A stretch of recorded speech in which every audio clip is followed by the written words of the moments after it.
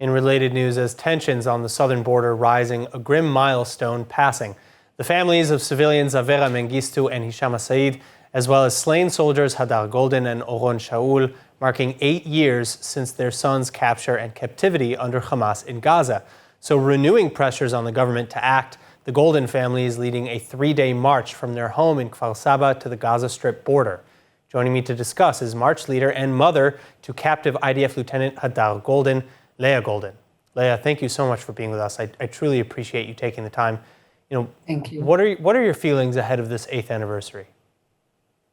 Yeah, it's very difficult. 8 very long years since Hadar was captured and killed on August 1st, 2014.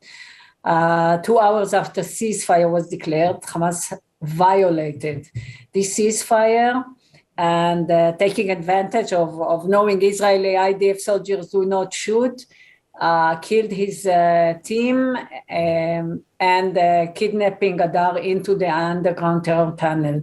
Now, during this 8 years, Hamas is holding Hadar and Oron, another soldier, captured to use them as a bargaining chip.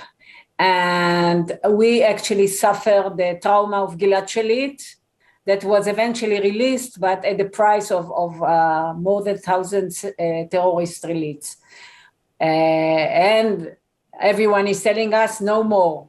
So we understood that, but after walking the world, presenting at the UN, having a Security Council Resolution 2474, we learned that there are a lot of leverage according to international humanitarian law to bring Hadar home.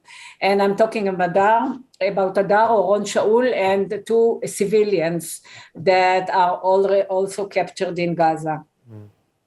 However, the Israeli government does not do anything. Instead, they do business. They do business with Yahya Sinwar on a daily basis. Every month, more than hundreds of thousands of millions, $100 million by Qatar are entering Gaza directly to the Hamas, and like 20,000 workers per day entering from Gaza to Israel. And none of this is used as a leverage to request the return of Hadar, Oron, Avera, and Hisham. And this is very, very, very frustrating. Well, now you've spoken in the past about missed opportunities. Can you expand on that? Look, the worst missed opportunity was the COVID-19. COVID-19 was an international humanitarian crisis. The whole world was joining hands to help each other.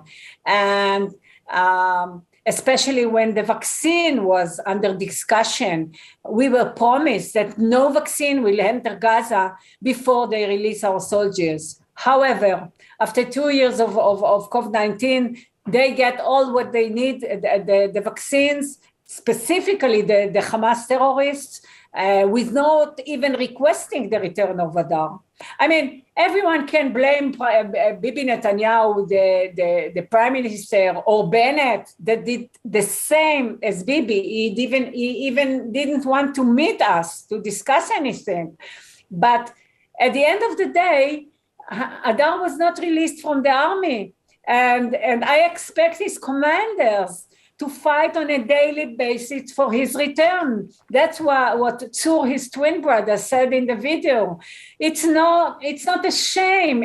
On the contrary, to fight over our soldiers and bring them home. This is our Israeli ethos. This is our Jewish basic value, to bring our sons to decent burial. Well, so tell us more about the march. You're going from Wednesday to Friday? Yes, on Monday is August 1st. This is the day, and on Tuesday we have the memorial ceremony over Hadar. It's a military memorial, and right after we have a ceremony in Mitzpeh Hadar. It's next to Salit, very close to 6th Road. And this is all happening on Tuesday. On Wednesday, Thursday, and Friday, we walk from Kfar Saba, from our home, which is next to the cemeterium, the Bet Kfar Tzvai, and we walk for 3 days to the border. And we call all Israeli mothers and fathers of soldiers now and in the future, please come along, because we are trying to rectify this damage of values. I don't know how to say it in a better way. The fact that no soldiers are left behind, this was a basic value, a basic Israeli ethos that now is destroyed for the last 8 years. This is not a private issue. A soldier of the IDF is a national issue, and the whole people, and of course our decision maker, should bring them home immediately. Leah, thank you so much for joining us. Good luck with the march, of course, and for anyone watching, remember that you can join the march at any point between Kfar Saba Wednesday morning and the Gaza border Friday afternoon. Leah, again, thank you. Thank you. Will your children grow up Jewish? It all depends on their education. For more information about an Israeli scholarship, scan the QR code here.